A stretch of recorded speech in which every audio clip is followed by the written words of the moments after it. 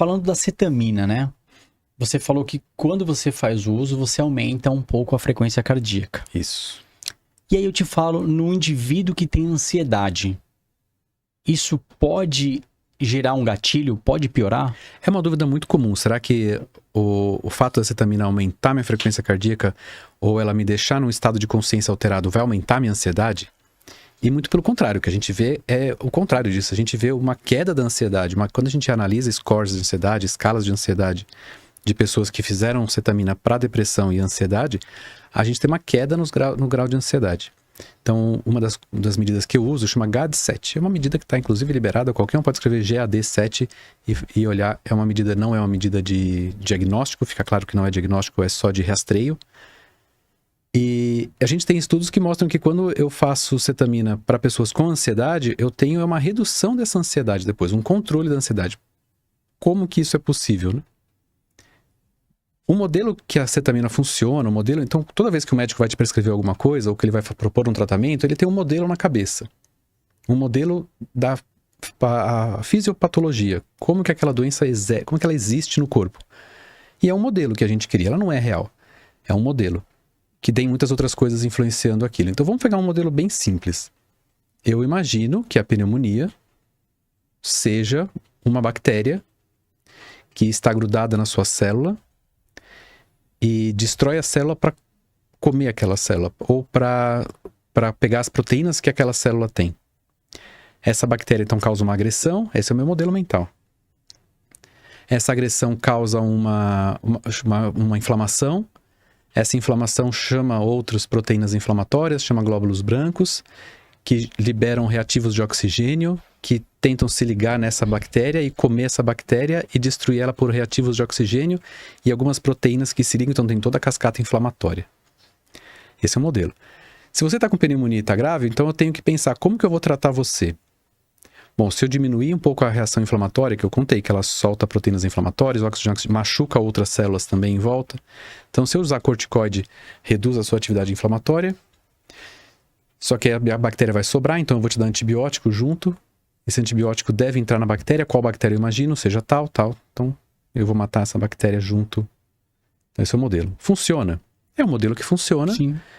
90% das vezes. 10% não funciona. 10% das pessoas vão morrer por pneumonia. Ainda há pessoas que morrem por pneumonia porque esse modelo não é perfeito. Mas ele funciona 90% das vezes. Então é válido. É válido. Vamos testar esse modelo. Você encontra bactéria no pulmão de pessoas que têm... Encontra. Sim. Você encontra no escarro? Encontra. Encontra aumento de atividade inflamatória? Quando eu faço um hemograma, eu vejo que os leucócitos aumentaram? Eu vejo. Então é um modelo que está... Ele se prova.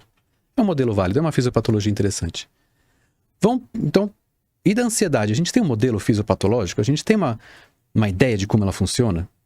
Eu preciso desse modelo para poder te falar para poder te administrar uma medicação, para poder fazer um tratamento. E um dos modelos de porquê eu tenho, né, da fisiopatologia da ansiedade, ele é tanto psicológico, tem modelos que é só uma interpretação de futuro, que não há nada acontecendo na cabeça da pessoa, que isso é uma forma de ver o mundo, que isso é uma questão de comportamento, então puramente psicológica. É um modelo que existe. E mindfulness e outros tipos de terapias não farmacológicas vão ser extremamente eficazes. Aí quando a gente analisa quanto eficaz elas são, você vai ver que vai chegar ali em torno de 40%, 30%. Então é um modelo que acerta? Acerta em 40% das vezes. Eu tratei minha ansiedade. Sim, acerta. Existem outros modelos propostos? Existem. Um outro modelo proposto é que eu tenho uma falta de serotonina no cérebro, exatamente na área que é o hipocampo, que controla minha memória, meu afeto, e isso também afeta a amígdala cerebral. A amígdala cerebral é uma partezinha do cérebro que controla nosso medo e nossa ansiedade. É um modelo que funciona? Então, se eu falta serotonina, se eu aumentar a serotonina com uma medicação, é um modelo que funciona? Eu tenho como medir quanta serotonina está faltando no cérebro? Eu tenho como medir quanto essa medicação aumenta de serotonina? Aí falha. Essa hipótese falha. Mas se eu pegar pessoas com ansiedade, administrar uma medicação, por exemplo, fluoxetina, eu vou ter uma redução na ansiedade dessas pessoas? No geral, sim. No geral, sim. Com quantos por cento de eficácia? Vamos dizer que eu vou conseguir tratar aí uns 35%, 40% das pessoas Então se eu associar outras medicações, por exemplo, o Rivotril, que a gente já comentou aqui, Sim. vou conseguir aumentar esse tratamento? Vou. Vou chegar em 60%? Talvez eu chegue em 40%. Aí você tem que ver isso ao longo prazo, quando a pessoa vai ficar resistente àquela medicação, vai se habituar.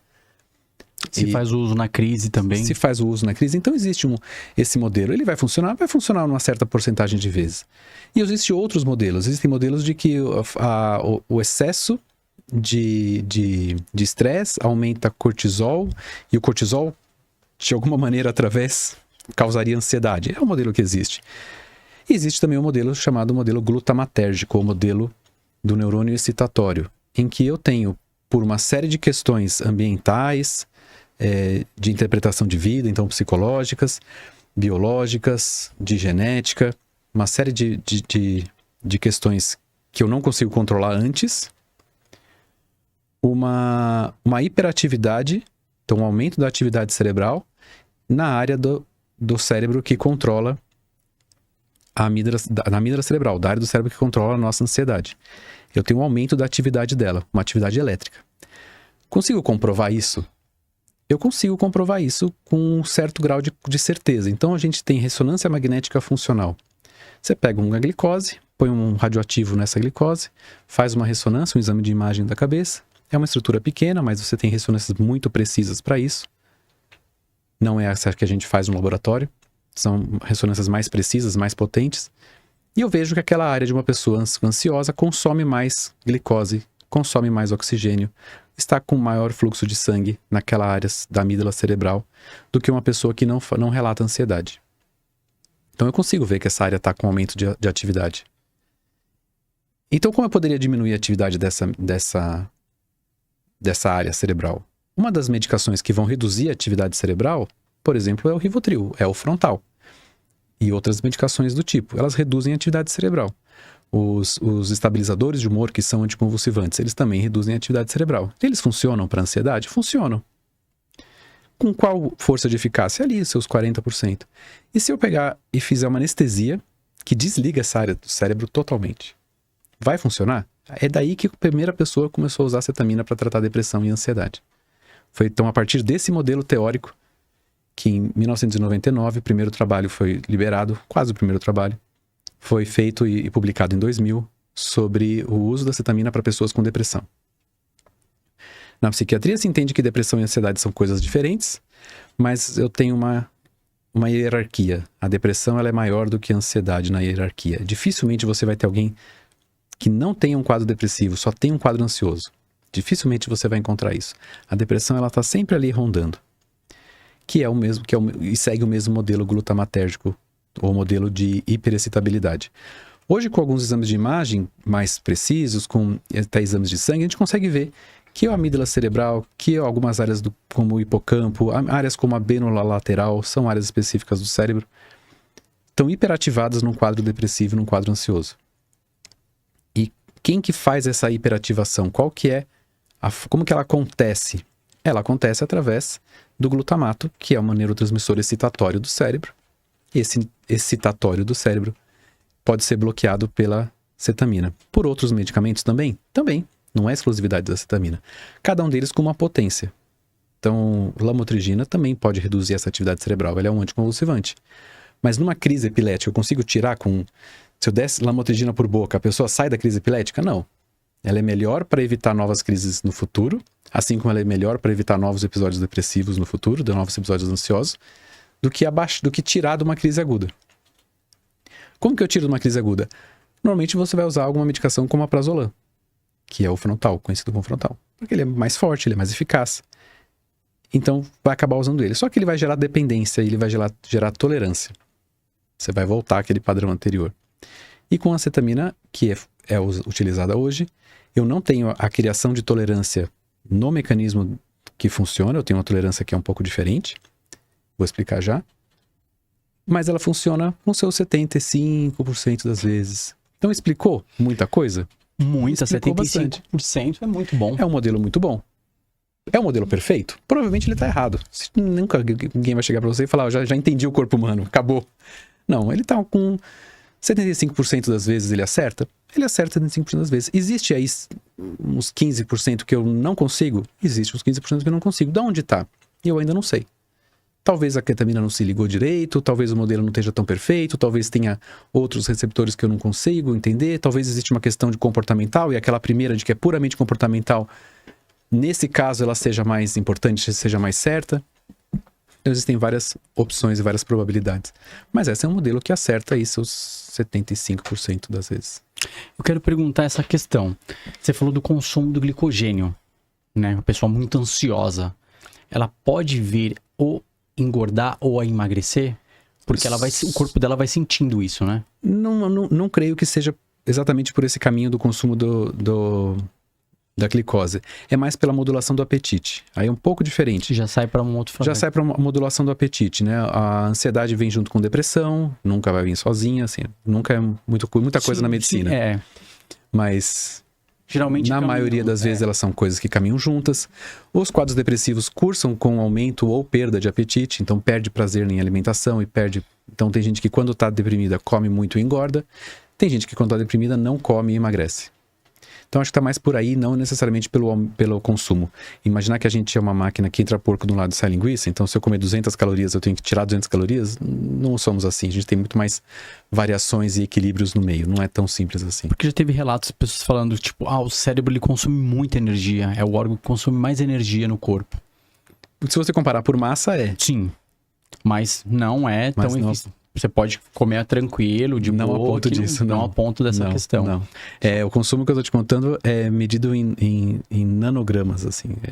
Tá, e aí agora sobre o uso da medicação, a pessoa... Vamos por partes, vamos falar da pessoa ansiosa, né? Que você já deve ter pego alguns casos. Uma extrema ansiedade, que você fala do caso de convulsivo, é quando a pessoa tá muito elétrica, tá começando a tremer, já tá começando a ter algumas reações. A gente vai relatar algumas aqui: vômito, diarreia, palpitação, mãos e pés frios, a pessoa começa a entrar em estado fetal. Essas são as crises. Essas são crises de pânico bem importantes, e elas são crises que vão durar ali de 10 a 15 minutos, mais ou menos, e vão passar. Mas a pessoa tem um estado depois de medo de ter a crise de novo. Então ela acaba aumentando a ansiedade, que é o que se chama de ansiedade patológica. Eu não achei uma causa, eu não tenho... É diferente de eu estar ansioso porque tem 2 homens vindo numa moto.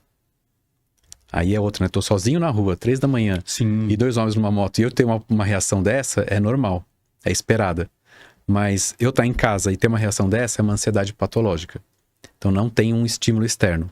Então eu tive a mesma ativação da amígdala cerebral sem o estímulo externo.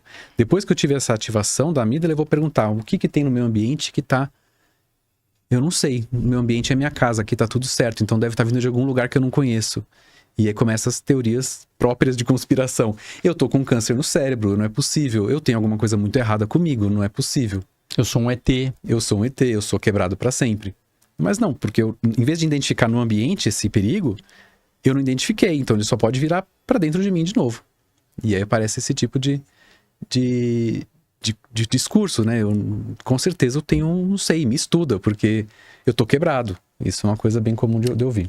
Que aí aquela angústia, e a pessoa já tipo, eu tô nesse estado. E aí, o uso da cetamina, ele é um uso para tratamento, ou a pessoa quando entra nessa crise ela pode fazer o uso? Não é para ser usado nessas crises, não é uma medicação de emergência, é uma medicação para tratar o transtorno ansioso. Então a ansiedade que você tem de base que vai te permitir ter esses escapes mais graves. Mas você falou, olha, tem uma pessoa que tem angústia, uma pessoa que para de comer, isso são sintomas depressivos.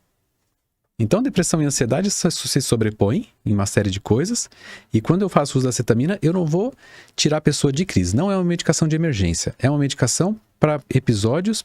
Não vou usar isso nos episódios, eu vou usar isso na doença como um todo. Se hoje você está tendo 10 episódios por semana, 10 crises por semana, a gente vai fazer cetamina, essas crises vão cair para uma.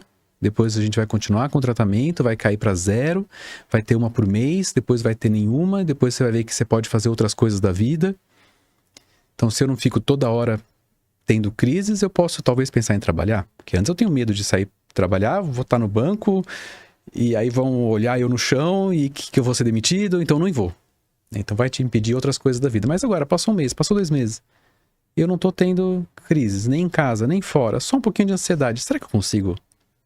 E aí uma reabilitação vai te ajudar a sair. Uma terapia ocupacional e uma psicoterapia vão te ajudar a voltar para você ter atividades de vida.